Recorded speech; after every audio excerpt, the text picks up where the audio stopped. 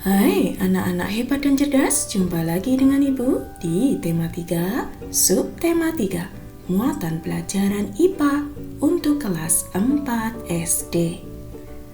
Anak-anak hebat dan cerdas, mari kita belajar peduli terhadap kelestarian sumber daya alam dan lingkungan. Peduli terhadap kelestarian sumber daya alam dan lingkungan dapat kita lakukan dengan peduli terhadap hewan dan tumbuhan. Hewan dan tumbuhan memberikan banyak manfaat kepada manusia. Sudah seharusnya kita menjaga dan merawatnya.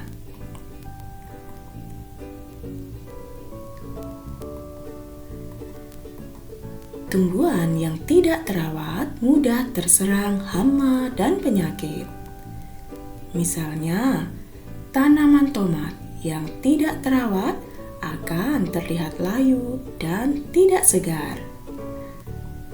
Hal ini dikarenakan tanaman tersebut kekurangan air dan nutrisi. Jika keadaan tersebut berlangsung terus-menerus, tanaman tersebut akan mati. Begitu juga dengan hewan. Hewan yang tidak terawat mudah terserang penyakit. Misalnya, kucing yang sakit karena tidak terawat dengan baik. Kucing dapat menularkan penyakit kepada makhluk hidup lain. Selain itu, kandang yang jarang dibersihkan akan menimbulkan bau tidak sedap. Jika keadaan tersebut berlangsung terus-menerus, hewan tersebut akan mati. Nah, untuk itu mari kita pelajari ciri-ciri tumbuhan yang terawat dan tidak terawat. Tumbuhan yang terawat yaitu tumbuhan yang mempunyai daun berwarna hijau dan segar serta tidak layu. Yang kedua, batang kokoh dan tidak rapuh. Yang ketiga, tidak mudah terserang hama dan penyakit. Untuk tumbuhan yang tidak terawat, ciri-cirinya yaitu daun berwarna kuning hingga kecoklatan dan layu. Batang mudah rapuh dan kering. Yang ketiga, mudah diserang hama dan penyakit sehingga permukaan daun berlubang. Nah, sekarang mari kita pelajari ciri-ciri hewan yang terawat dan tidak terawat. Hewan yang terawat mempunyai ciri-ciri. Yang pertama, tubuh yang tegak dan bergerak lincah. Yang kedua, bulu atau rambut terlihat bersih dan mengkilat. Jika dipegang dan diusap, tidak mudah rontok. Yang ketiga, mata terlihat jernih, terang, dan tidak keruh. Yang keempat, kulit bersih dan tidak ada luka. Adapun ciri hewan yang tidak terawat adalah: pertama, tubuh cenderung lemah, lunglai, dan tidak bertenaga. Selanjutnya, bulu atau rambut terlihat kotor, kusam, dan rontok. Mata berair atau bernanah sehingga terlihat keruh, bahkan tidak bisa melihat. Kulit terdapat luka. Mari kita lanjutkan dengan pembelajaran pentingnya penghijauan sebagai upaya pelestarian sumber daya alam. Pelestarian sumber daya alam dapat dilakukan dengan melakukan penghijauan di sekitar kita. Penghijauan bertujuan untuk menjaga lingkungan dari kerusakan. Lalu kegiatan apa yang bisa kita lakukan? Berikut adalah kegiatan-kegiatan yang bisa kita lakukan.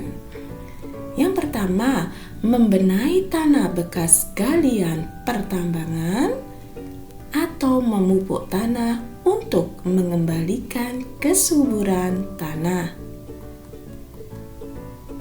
Yang kedua, memanfaatkan lahan kosong di sekitar kita. Misalnya, lahan tersebut ditanami dengan tanaman obat keluarga. Tanaman obat keluarga adalah tanaman hasil budidaya rumah yang berkhasiat sebagai obat. Tanaman obat keluarga biasanya ditanam di halaman rumah, kebun, atau ladang yang tidak terlalu luas. Manfaat tanaman obat keluarga adalah untuk memenuhi keperluan keluarga akan obat-obatan sederhana dengan mudah dan praktis. Berikut adalah contoh manfaat tanaman obat. Yang pertama, temulawak.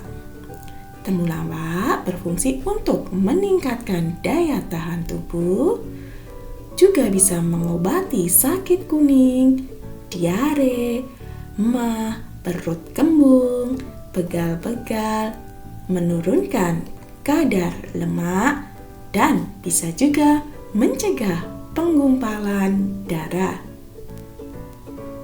Manfaat tanaman obat yang kedua yaitu daun sirih. Bisa digunakan untuk mengobati batuk, antiseptik atau membunuh kuman, bisa untuk mengobati mimisan, bisa juga untuk obat kumur. Kemudian manfaat tanaman obat yang ketiga yaitu daun seledri adalah untuk menurunkan tekanan darah. Tanaman obat yang keempat yaitu jeruk nipis. Jeruk nipis dapat digunakan untuk mengatasi suara serak, batuk, bau badan, menambah nafsu makan, mencegah rambut rontok, ketombe, dan flu serta demam.